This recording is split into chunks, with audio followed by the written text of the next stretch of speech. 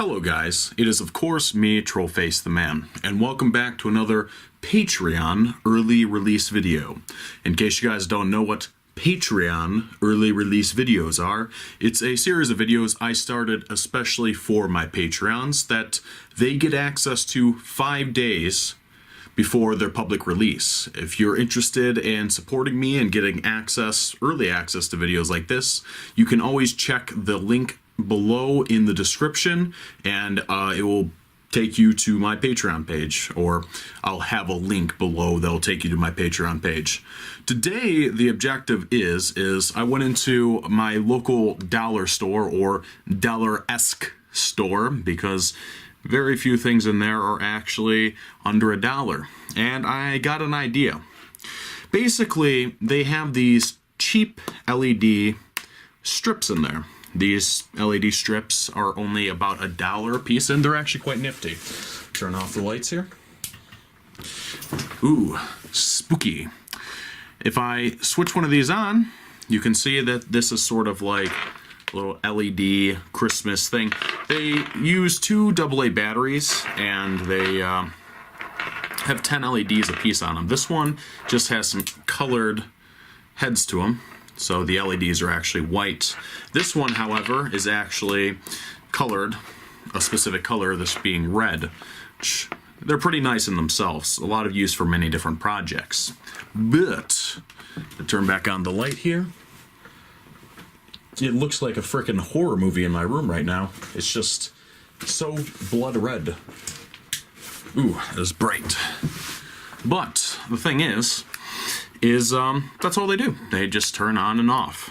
Now, first off, I want to go into what a great deal I actually find these things to be. Because if you go online and you just go to buy a battery holder, you're probably paying at least 50 cents, if not $1 a piece for them. Unless you buy them in bulk, and, you know, still you're probably paying at least 30, 50 cents a piece. If you buy these LEDs, these are straw hat LEDs, so they actually have inverted lenses, they're probably going to be about 5 cents a piece anyways. So just going to the local store and buying these together along with the wiring, it's kind of it's a cool thing. I think that it's a really good deal. And because I'm a compulsive hoarder, I have lots of them now. So, what my objective is today is to build something like this as a horror-esque prop. And what this is this is one of these LED strips. This one is blue, that I have adapted. And you can see, if I turn off the lights once again, the adaptation that I have done is they shimmer and they go brighter and dimmer, and basically, the idea would be is that you would take this into, like a horror movie, you take this, put it in another room, in a closet, something like that, and you get a nice shimmering, like, light dimming effect. The thing that's great about this is that this was super easy to build. I'm going to build one out of white next time, though, which is going to be during this episode, because I think that the white will work a lot better as, once again, like a horror-esque prop. So, all the things I needed to do this were right at my local Family Dollar or dollar store.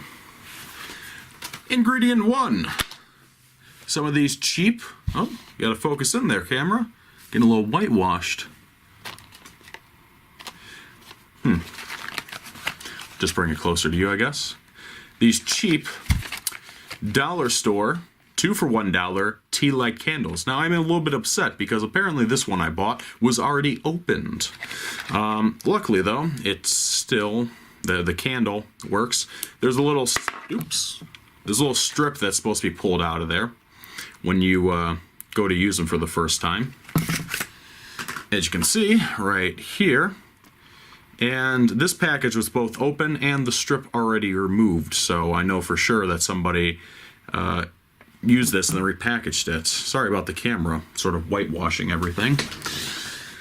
But these things are amazing because, for one, they have not a chip in there, but an LED light that has a chip built into it to shimmer like that, to create a mock candle effect, which for these cheap dollar store ones isn't really that good looking, but hey, all I want is the LED out of here. Well, actually, I should take that back. I want the LED and the button cell out of it. Now, the reason why I say these things are such a good deal is because you get 2 for $1. I was hoping there'd be a switch in there too, but unfortunately not. 2 for $1. You get an LED, shimmering LED light, and you get, if I can get this, silly me, forgot that there's a screw right here. So if I take this off right here, it takes a little bit of work because I got these crappy drivers. Don't like to turn anything. I don't know why these things are even freaking invented. They are horrible. But you get, yeah, look at that. Supposedly, and I say supposedly, very, very cynically, because these are supposed to be lithium cells. These things, if these are actual lithium cells, which I kind of doubt because China, but if these are actual lithium cells, these are pretty expensive to buy by themselves. These more than likely would be alkaline cells if I were to have my guess, but maybe they are lithium. But then again, they might just be really crap lithium cells. But still, for 2 for $1, I mean, like I said, you get 2 candle lights. That also means you get 2 lithium cells. And these things are great if you have, like, for example, a bunch of LEDs like these that all are the same color, and you just need to test to see, oh, hey, I just picked up a random LED. What color is it? Oh, apparently that's red. And I probably shouldn't be driving it without a resistor like this, but okay, different one. Let's just grab a random LED in here. What color is this one? Oh, hey, look at that. It's green. So they're very useful. You can also use them. I mean, if you get some good ones, they'll power a single LED for at least several days. But this is just a side benefit of why I bought these. The main thing is that I was hoping that there would be an actual LED driver in here, sort of fading, but no, it's just a light. So if I just take one of these, just crack it right open like that, very extremely simple. God, I really wish the camera, there we go. Very extremely simple. It's just literally a switch right here that holds one of the LED leads. And when you click it in like this, it pushes the lead into the side of the battery here, and that turns it on. But the LED itself can just be pulled right out of there. So once again, this is an LED, a flicker LED, that actually has a shimmering circuit built right into there. So if I take that battery I conveniently got out of there, I touch it the right way around, you will see that it is shimmering. I'm going to angle this light away from this table. I think that's part of my problem here. Put it like that. Hopefully that will help. So yeah, it's shimmering by itself. This is significant because as soon as I've, you know, like I said, I originally wanted a circuit, but as soon as I saw that these LEDs function like this, which I've known about before, I had an idea. Here we go. Okay, so I got these white LEDs. I bought them. You have usually a choice of buying them without any sort of plastic ornaments on them, or with plastic ornaments, and I just decided to buy them with because these things are very easily removable. So because these ornaments don't come on, like, let's say for example the red LEDs, I can just buy a white set and then just put them on the red LEDs myself. It's extremely simple.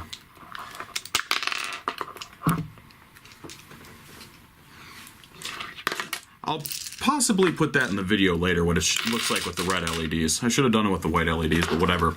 So, the reason why this is significant is Originally, I was just going to have a circuit powering this strip of LEDs. I can't do that because I don't have a circuit. But what if I used this LED in series to act as the circuit? Theoretically, it should work. Now, the basic way I'm going to do that is if I were to grab... This is not what these are made for, but they are closest nearby. If I were to grab these and cut this like this, and then I were to use my advanced, super amazing wire strippers right off camera here to strip the wires, and what I mean by that is I'm going to be using my teeth, which are the best wire strippers, if you ask me. Perfect. I now, in theory, should just be able to take one of these cells and, other way, power this strip. Yes, it works. So one little button cell will power all 10 of these LEDs. One of these button cells will, of course, power this too. But what I want to do is I want to put this... One second, I gotta test this the direction real quick. Okay, so the steel one is negative and the copper one is positive. That's easy enough. And then this one goes this way. So if I take this LED, I apologize for doing that off camera. If I take this LED and I take this end of this wire and I put it like this, oh, it's working, kind of.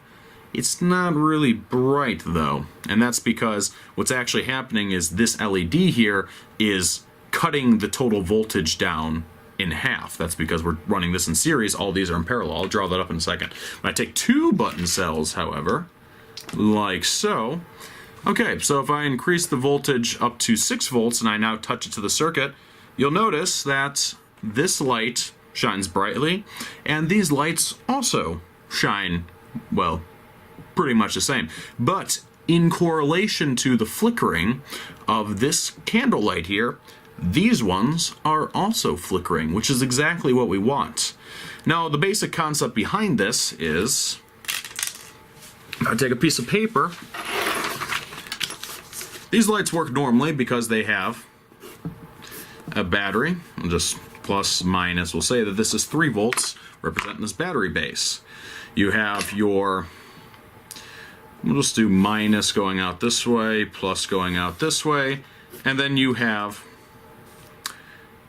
1, 2, 3, 4, 5, 6, 7, 8, 9, and 10. Let's put that right there. LEDs. So they're going across like this. I'm just not even gonna bother drawing the arrows. So what we have is we have our battery base, and then we have 10 LEDs in parallel with one another. So what happens is they are getting all the same voltage, because this would be a 3 volt rail, and they're all getting the same voltage. However, they're sharing the total amperage, and because of each LED's specific resistance and yada yada yada, it basically regulates itself. However, if we were to take this new circuit here, and we were to add this extra LED in here, being this flicker LED, right here, what's actually happening is that's in series, not parallel. So this actually will divide, if this runs off of 3 volts, it will divide the total voltage by 1/2. Which means that instead of having 3 volts, we now have 1.5 volts all the way across here. So we now need to step this up to 6 volts, which all these LEDs will now have 3 volts on the rail again. Like I said, otherwise, if we don't step it up to 6 volts, then we only have 1.5 volts and the LEDs won't light. Unfortunate news, I wanted to do this with red LEDs, the flickering horror movie thing, but the red LEDs have a like 2.2 forward voltage versus like 3 volts. So residential voltage that passed through here was enough to light the LEDs, but not induce the flickering effect. So at least when I tested it, it did not work for the red LEDs. Though, you know, maybe it's worth looking at again. I'm not 100% sure. But yes, so we got this. We got the LEDs here. It is time to make this work. Now, like I said before, we are going to need 6 volts for it to light these lights with this flicker LED in series. So we're actually going to need 2 battery packs. So I apologize, other LEDs, but your sacrifice will not be in vain. Plus the LEDs themselves can be used for various things. Do a little fancy smancy teeth stripping. We now have 2 battery packs. The simple way I did it with this one right here is you have to wire the battery packs to run 1, 2, 3, 4. You can't have them running in parallel because obviously they won't work, which required a little bit of finessing, but I basically just hot glued these 2 packs together, so they are actually stuck together. I can't pull that apart if I wanted to. Pretty good. So if I take this battery pack out, the parts, whatever, and this one, we now can start with this modification. Now the first thing I'm going to do is figure out which one of these wires is positive and which one of these is negative, which is simple enough if you have a multimeter. One way you can do it is you can see which side is positive and negative on the LED and see which way it lights it up. But I'd have to assume that it's going to be copper positive, steel negative again. I'm not 100% sure though, so I'm just going to check it using an analog multimeter because that's what I have right nearby me. And I think this way is to switch it on. So I'll try copper for positive and this for negative. And yes, that is in fact the right way around. So it's registering just over 3 volts, just a smidgen over 3 volts. This is what we want, so copper is positive. The issue is now we need to take this battery pack and hook it up to this battery pack so that way it goes 1, 2, 3, 4 and not 1, 2, and 3, 4. To do this, we're going to have to modify the battery pack itself. Now, instead of soldering directly onto the back of the batteries, I elected to split the battery packs up. These stay batteries? Thank you. By taking out the metal plate here, right in the bottom, which is just a simple matter, there we go, of sliding it out.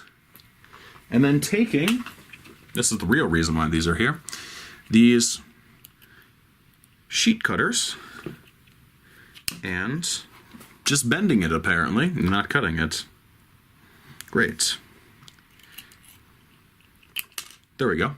Cutting them with a little bit of the center section taken apart, and that's just basically to make sure that they don't short.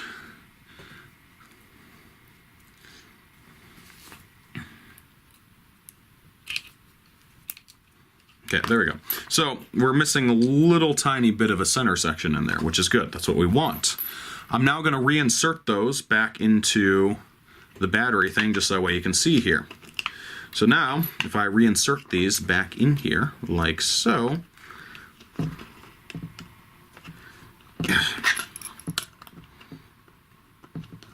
they actually do a pretty good job of just basically staying in there because of pressure resistance. Now you can see that there's no actual physical contact between the bottom part of these batteries. So there's now no voltage coming through here at all. I could show you with the multimeter, but I don't think it's necessary. So these have been completely split up. This is significant now because what we're going to do is we're going to take the positive and solder it to the negative of this battery right here. and then the negative to the positive of this battery, which is going to go full circle around. Basically, a simple way of explaining it is just that the batteries are going to go like this. Battery, battery, battery, battery. We'll just say this is negative, negative, negative, negative, positive, positive, positive, positive. So we're just going negative, positive, negative, positive, negative, positive, and then out to the LEDs. So now that I know these fit back into place, I'm going to pull them back out again. Sorry also for my rambling. I don't normally do videos like this, and if you have anything in specific you think can help improve the video quality of videos I do like this, please let me know, because I'm not, like I said, I'm not super... I just don't really know what I'm doing, to be honest. I'm just doing projects, like I said, that I normally would do, but I'm recording them instead. So I got to let the soldering iron heat up real quick. This one, unfortunately, has a resistor in it. Basically, I'm just going to take out the switch. The switch isn't needed, and I'm just going to solder this wire directly onto this pad off camera real quick, because this one has a resistor because I was using the power yellow LEDs, which once again less amperage, less forward voltage, or the same milliamperage, but they run off of lower forward voltage, so if you power them with the same voltage they get more milliamps than they should, and they burn out really quickly. But I'm just going to take out the switch and solder this wire here directly to this pad, like I said, just off camera. Okay, just like I promised, I took out the switch and I just wired it directly up there. So nothing special here, just removing the switch and then reattaching it. But now is where we get onto the good stuff, which is we got to wire up the positive of this one to the negative, and then the negative to the positive. So we have negative, positive down here. So for that positive right here, we need to wire up this negative. So this will be the positive plate, and this will be the negative wire. So for that, I'm just gonna adjust you up a little bit. I keep getting out of frame. For that, I'm just going to solder this right to the plate, probably like that. Just whatever way I'm sure that it can still fit in there. So maybe like this. I'll probably do it right across here like this. All right, I'm just going to use a little bit of solder to wet this down.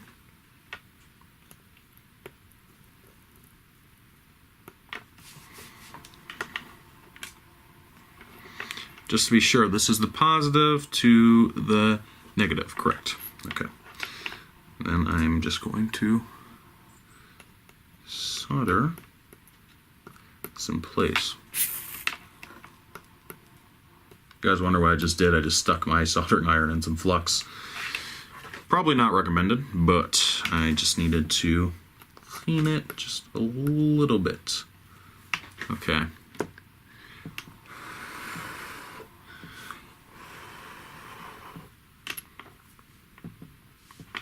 Okay, so that's been soldered on. Like I said, that will literally just go right in here, like so.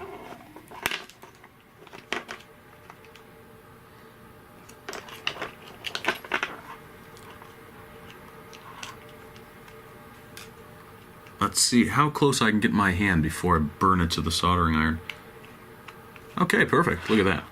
So it fits in nicely. Except then the battery will just function normally. Then we got to take this positive, hopefully, I really should have tested it, but this presumed positive, and do the same exact thing for this side. So I got to solder it somewhere here to this spring plate, somewhere where it's not going to get in the way. And I'm going to try and solder right to that corner there. I'm actually really glad that this thing, this metal takes solder pretty well. And this is why, in case you're wondering, this is why my desk is all messed up. Because I do stuff like this all the time. No respect for the desk. Hashtag respect the desk. And looks like I did that the wrong side, but oh well. Yeah, I'm sure it will work out.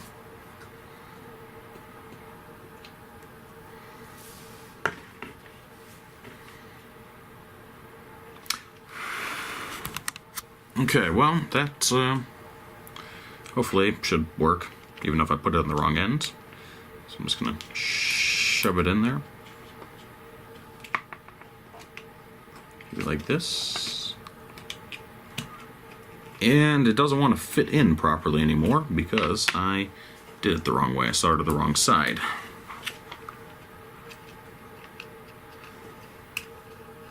Because I'm a genius like that.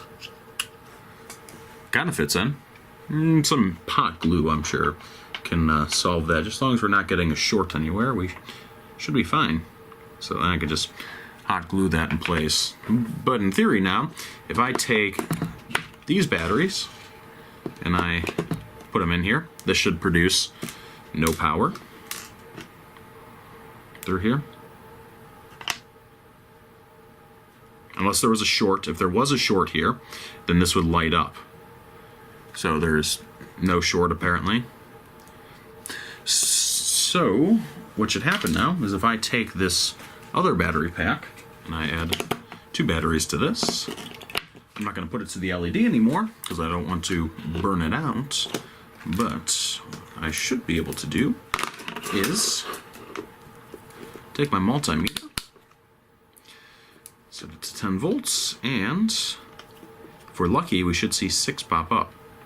Oh yeah, look at that. It's about 6.10. I'm really sorry that this keeps getting washed out by the light. 6.10 though. That's the voltage. Perfect. That is the basic battery pack completed. We'll glue it here in a minute. But just to do it right now, I'm going to solder this light on to this wire, just like so. And this, the basic system now will be this. Just, we'll have the negative of these LEDs soldered together. Like so. Well, they're not soldered yet. Oh man, they just came undone. We'll have those together like that. We'll have this LED light here. And I have it going the wrong way. Have it like this. There we go. And it works. The light right here is acting as a controller for the rest of the LED lights, which I'm very happy about because, like I said, this whole setup, when I originally went to go build it, I wasn't sure whether or not it would work. I've since, of course, tested it, and it works very well in my opinion. But we know that works, so once again, I'm going to solder these 2 wires together, the negatives together, which I can do right now, seeing as I already twisted them together. A little solder across there. And then I'll tin this. And then I'm going to take my LED here, and I just dipped it in some flux, and hopefully this should fuse together relatively easy with just a little bit of heat. Okay. Well, I guess we're gonna do this a different way then. Okay, now I'm just gonna wrap this wire around here and then just solder it this way because for whatever reason, the wire that they use in here just refuses to take any solder. So I guess we'll just, like I said, just do it this way. And what is.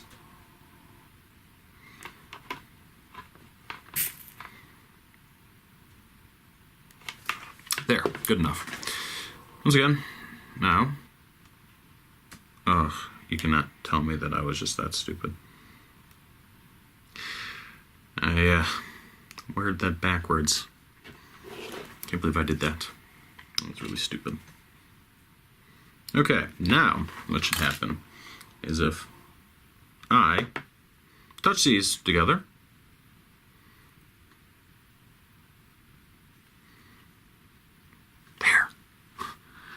Ah, I can't believe I wired that backwards. That was a real idiotic mistake.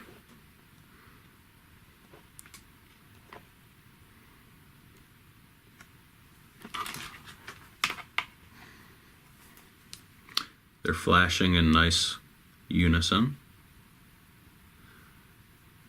which is good. Like I said, basically this is this LED right here is regulating the voltage, or the voltage, the current. It's probably mainly just the voltage. It's regulating the voltage that's going across all these other LEDs. It's amazing how they're able to build a little tiny chip in there to do that. So, like I said, I have it now on and off. Sort of flickering lights. And like I said, this is good if you want to emulate like a creepy room with some flickering lights or something in it. Now we have all the soldering done. So I'm going to unplug my soldering iron. And I'm now plugging in my hot glue gun. So for this box, we don't really need to do any more modifications to it. So I can just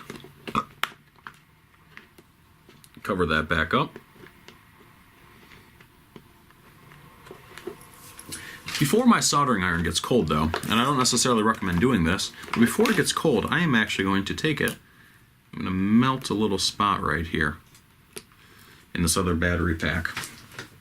The reason that is to allow these wires to come through like so. I'm going to hot glue that in real quick, so I'm not actually going to put on this cover just yet. Okay, so, oops. My hot glue gun seems to be adequately hot. I'm just going to take a little hot glue and mush it right in here. I'm also going to put a little hot glue on that metal plate earlier that I told you was still sliding around a little bit, just to make sure that it can't move out of place and short the thing. Not the prettiest thing, but I'm also going to take some hot glue and just squirt it right here, and then hold the wire down a bit. I licked my finger first, by the way, so that way the hot glue didn't stick to my hand, because otherwise that would be fairly bad. But the wire, as soon as that glue sets, should put a little tiny bit more on top of here. As soon as that glue sets, that wire will be fastened to the side. This is just to stop it from pulling out if this is ever yanked for whatever reason. And this can be used for more than just these lights. If you just want to produce a 6-volt battery pack, it's pretty easy to do it with just two of these standard 3-volt battery packs. So that is pretty much set up. Next thing I'm going to do is I'm just going to take, and I'm using high heat, by the way, which is, ow, hot enough to burn my hand if I do that. 380 degrees Fahrenheit. Just gonna put a nice bit right here across. I hope you saw that. And then, really quickly before it sets up, I'm gonna take this other battery pack, press it right on in there. And if all goes well, your lights will come on just like that. No, that's actually just because I accidentally hit the switch. But it's already set up, so you have to do this pretty quickly. The large surface area tends to harden it pretty quickly. But now, yeah, ooh, look at that. 6-volt battery pack. Now, I didn't remove the switch for my other one here, which basically just means that you have sort of this false switch back here that can be used to turn it off, but if it's off and you go, yeah, the switch will do nothing until this is turned on too, so you have to have both the switches turned on. It's an AND gate, I guess, essentially. Both switches will have to be turned on for the thing to function. But that's why actually removing the switch here is better, because then you don't have to worry about an additional switch remembering to turn it on. It looks kind of incomplete though without it, but once again, what is this? Now with a little bit of muscle, you should be able to get this plastic cover back on. Sure that's coming through the hole properly. One of the ways to make this easier is if you file out a little sort of groove right there where that wire would come through at, but it's not necessary. it's back together. If I flip the switch, you can see the whole unit turns on. And like I said, even though if it's kind of a pain in the butt to get back together, it's still pretty simple just to replace the batteries. 4 AA batteries, flickering light set, it works. Now we got to take care of this light here, make it where we can't see it, and see its sort of nasty miscoloredness. Also, I'm just going to screw this on, like so. So the main way that I did this last time was I just took these wires, I folded them across like this, and I covered them in hot glue. Smart way to do this would be to use heat shrink tubing, but I forgot to put it on both times. Then I literally just take this whole LED here, base and all. And like I said, this isn't the best way to do it. I'm not recommending you do it this way. Heat shrink tube, great. You can just use that instead. Be way better, way cleaner. But if you don't have any heat shrink tube, this could be a good alternative. Can't believe I forgot to do this both times. Heat shrink tubing, once again, black heat shrink tubing. Just put it over here, shrink it, you're done. Got little hot glue strains everywhere now. Strands.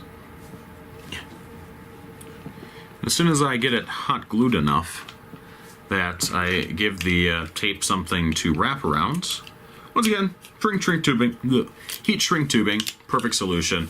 Me, not smart enough to do that. So instead, I am going to use electrical tape, which this might be a good option for people that don't have heat shrink tubing, that have electrical tape. I'm just going to wrap my electrical tape around here, making sure to cover up the LED sufficiently. And probably one more layer of electrical tape just to smooth this out. This looks horrible, and I apologize. Yeah, look at that tumorous lump inside of the wire there. Woo, nice job. But the important thing is you don't see that light anymore. Let me turn off these lights. Oh, look at that. Yes, I like that. Once again, sort of horror movie flickering. The other set, I'm going to put this in a different room, and I'll let you see what it looks like if you're just peeking around the closet. But here's the other set right here with the blue ones. As you can see, they both do a nice like flickering shimmer, which will be, of course, in correlation to the LED light we put in there. I'm going to go set these up in a different room, and you can see what they look like from like around the corner or something. Alright, so I believe I set up something that at least can show how this can be used as a prop a little bit. Now, it is kind of dim, but you could do the same technique for bigger strips of... Hey, what are you doing? Think it's alright just be scratching like that and flipping over my mouse?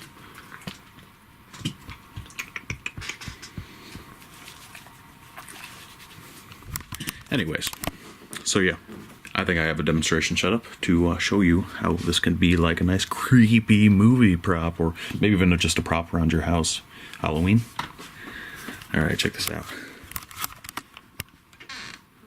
I don't know how much this camera's going to pick up on it, but...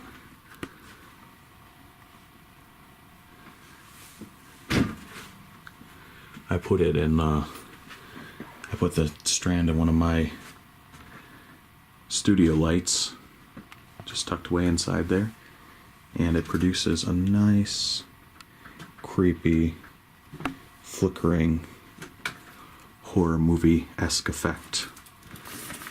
As you can see, they're just dangling there off that ginormous freaking light.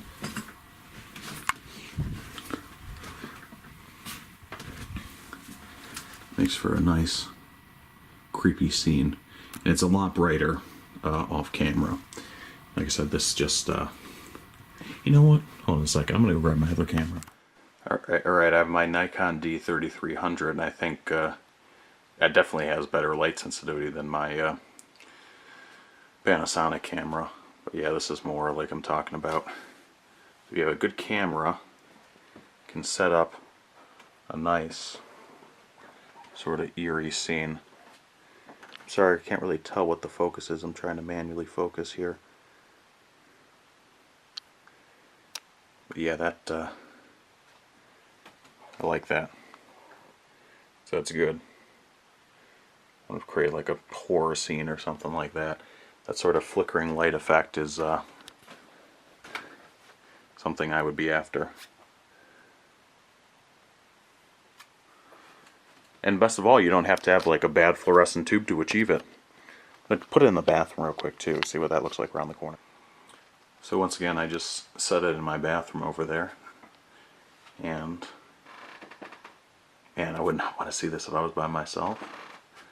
And somebody set this up as one of those pranks. I'd probably be a little bit freaked out about going to the bathroom, but I just set it up over on the mirror over there. And it does a good job, especially when you're actually here in person. It does a good job of illuminating not only this room, but the hallway out here too, which you can't see on the camera because it's not sensitive enough. But, ooh, it's kind of a chill-inducing effect. It's nice. It's very nice.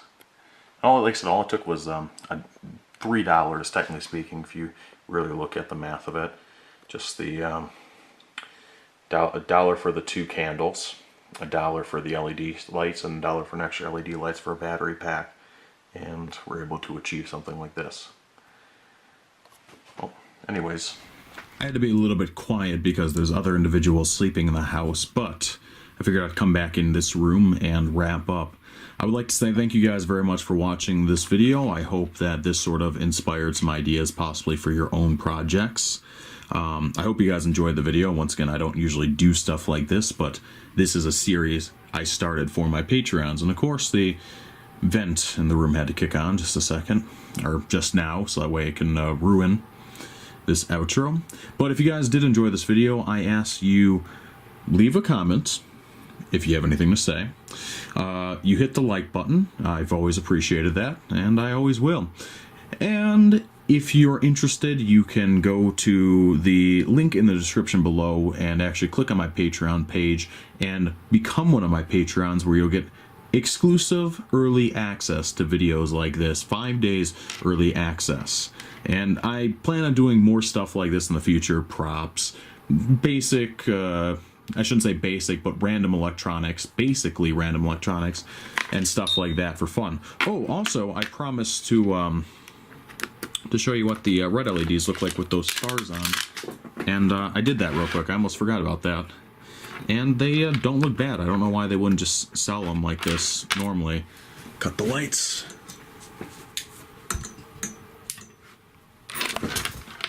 Looks a little bit more orange. Well, you know what? I'll color fix it in post, and it should actually look the way it does, really. But it looks orange right now without any color correction. But, yeah, these are, like I said, I don't know why they, I guess it does kind of look a little bit, like, murdery, but I think they actually look pretty pleasant, though. Anyways, guys, thank you very much for watching. I only got 2 minutes of battery life left. See you guys, and bye!